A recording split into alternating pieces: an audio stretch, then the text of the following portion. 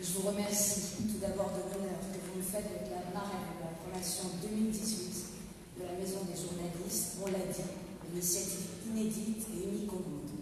Et avant tout, merci à la Maison des journalistes, à ses fondateurs, à ses dirigeants, ses employés, ses bénévoles, ses ambassadeurs d'accueillir, de soutenir, de former ces femmes et ces hommes exilés pour avoir dit à haute voix ce qui habituellement se murmure par peur.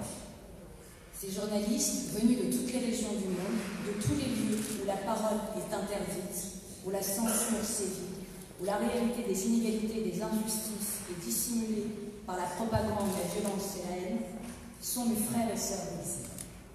Et ceci avec d'autant plus de force que lors de la révolution iranienne d'Iran, alors que je n'étais qu'une petite fille, les premiers amis de mes parents à disparaître, exilés, assassinés ou emprisonnés étaient des journalistes et des caricaturistes. C'est ainsi que les tyrannies s'installent durablement, en interdisant le rire et en coupant l'accès à l'information. Et depuis cette enfance sous les bombes, j'ai toujours observé l'état démocratique d'un pays à l'aune du sort réservé à ces journalistes. En étouffant leurs paroles, c'est la liberté qui se meurt, c'est la démocratie qui s'éteint. Ce n'est pas un devoir moral que d'accueillir les journalistes exilés, c'est de l'humanisme primaire, si je peux me permettre d'utiliser ce mot galvaudé, étouffé entre tant d'autres ismes qui nous font oublier que sans l'humanisme, nous serions en guerre perpétuelle. Nous sommes déjà en guerre, mais ça serait pire. Et la France, davantage qu'un autre pays, a ce devoir d'humanisme, car ces femmes et ces hommes se battent et défendent des valeurs qui sont celles qui nous permettent de vivre, d'aimer, d'écrire, de travailler, de débattre en France. Ils se battent et quittent leur pays de naissance, leur famille, leurs amis, leur quotidien, pour avoir osé défendre la liberté d'expression, la liberté politique et la citoyenneté pleine et entière dont nous bénéficions sans toujours avoir conscience de notre chance. Ne pas leur tendre la main, ne pas créer les conditions idéales de l'accueil, c'est considérer qu'hors de nos frontières, la liberté ne nous concerne pas. Qu'hors de nos frontières, la liberté d'expression n'a pas la même valeur. Qu'hors de nos frontières, être journaliste n'a pas le même sens et ne doit pas être défendu avec la même énergie. Chers frères et sœurs d'exil, vous êtes ici pour avoir usé de l'une des choses les plus précieuses au monde, l'esprit critique.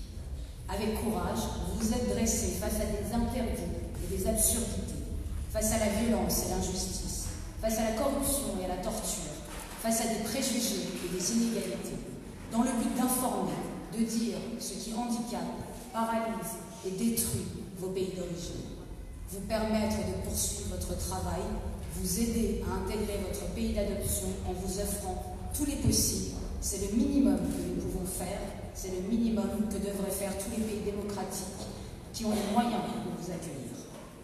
Celui qui n'a pas connu l'exil ne peut imaginer ce qu'est d'arriver dans un pays inconnu, de respirer un autre air, de s'adapter à un autre quotidien, d'accepter de vivre à contre-temps de ses habitudes.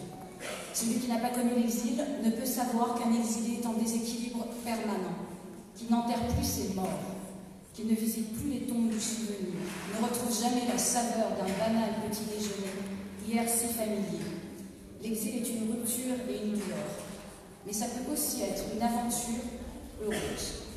La curiosité, l'amour de la vérité, le rire, la fraternité, la volonté de poursuivre un travail aussi ardu que celui d'informer sont des armes pour apaiser la dureté de l'exil. Chers frères et sœurs d'exil, vous êtes des enfants de l'histoire, davantage que ces victimes. Vous êtes témoins et acteurs. Vous êtes ceux qui, par courage et abnégation, par loyauté et résistance, ont permis à la liberté de faire surface et à des tragédies de n'être pas oubliées. Vous êtes les enfants de l'histoire parce que vous êtes l'histoire. Aussi difficile que soit ce statut à porter, sans vous, le monde nous apparaîtrait dissimulé derrière le brouillard de la mystification partisane. Merci à vous de nous avoir fait l'honneur de choisir la France. Un jour, si ce n'est pas demain, la France prendra conscience de la chance d'accueillir en son sein des femmes et des hommes qui nous permettent l'accès au savoir, à la complexité du monde et nous rappellent que rien de ce qui est humain ne nous est étranger. Merci.